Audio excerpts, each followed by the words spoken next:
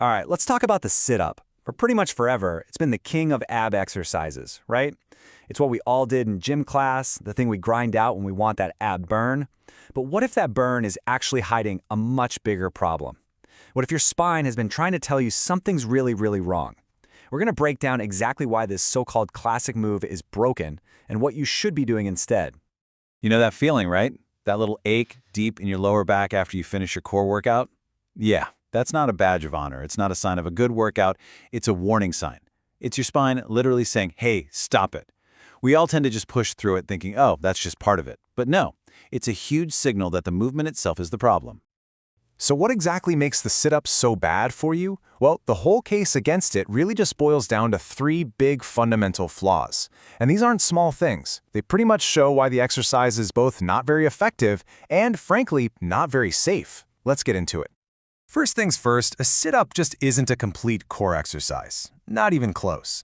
When you do that crunching motion, you're mostly just working the top part of your abs. But your lower abs, the part you really need for stabilizing your pelvis, they're barely doing anything.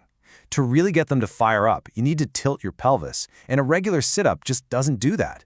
The result is this huge imbalance, where your lower abs are getting maybe 20% of the work they should be. Okay, problem number 2 is all about progression. How do you make a sit-up harder?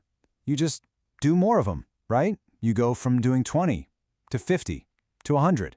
But all you're really doing is building up your endurance in a movement that's already broken. You're just getting better at doing a bad exercise. That's not building real strength. It's just empty volume that doesn't lead to any real improvement. And this is the big one, the most dangerous flaw. Every single time you curl your body up off the floor in a sit-up, you are literally compressing and grinding the discs in your lower back.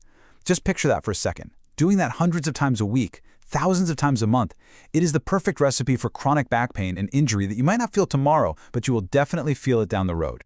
So if the sit-up is the villain in our story, then what's the hero? Well, it's an exercise called the hollow body hold. It's a core movement in gymnastics, and guess what? It fixes every single one of the problems we just laid out. Now, the secret sauce here is that the hollow body hold is static. You're not moving. You're not crunching. Instead, you're bracing your entire core, and I mean your entire core, upper abs, lower abs, the sides, everything, to hold one really challenging position. And the best part?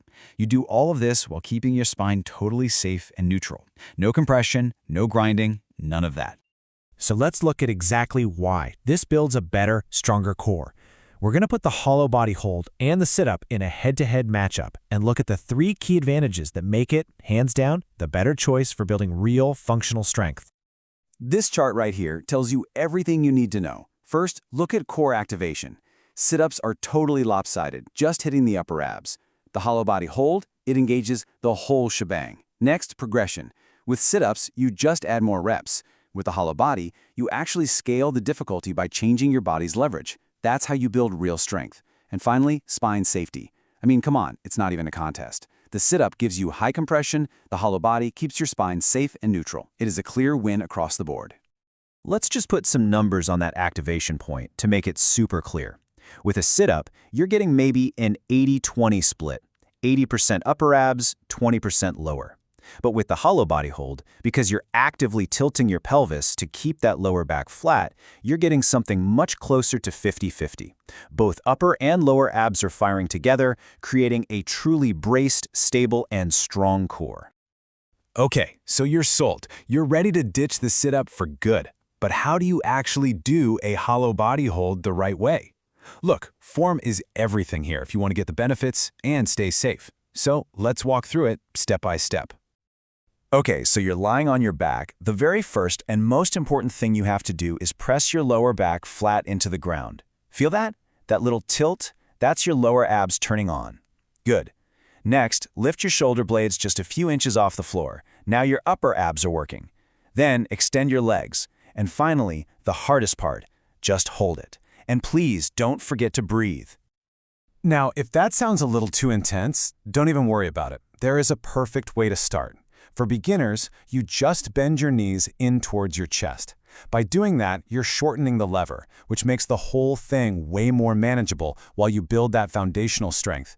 Your core is still on fire, but it's a challenge you can actually handle. Try to aim for a solid 10 to 20 second hold right here. So once you've mastered the beginner version, you progress by making that lever longer. You just extend your legs straight out. Now your abs have to work overtime to keep that pelvic tilt and keep your back glued to the floor. And here's the fun part. The lower you can bring your legs without your back arching up, the harder it gets. This is where you're going to find out just how strong, or maybe not so strong, your core really is. All right, let's lock in the most important rules. These are non-negotiable.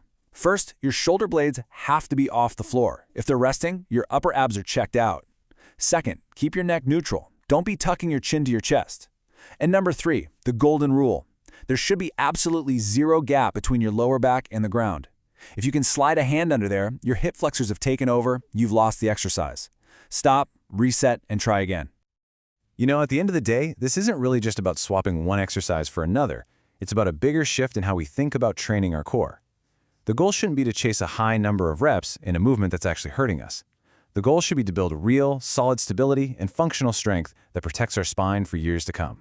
So let's just call it what it is. Sit-ups are overrated and they're risky. They don't do much, they don't have a good way to get harder, and they pose a real threat to your back health. The hollow body hold, on the other hand, fixes all of that.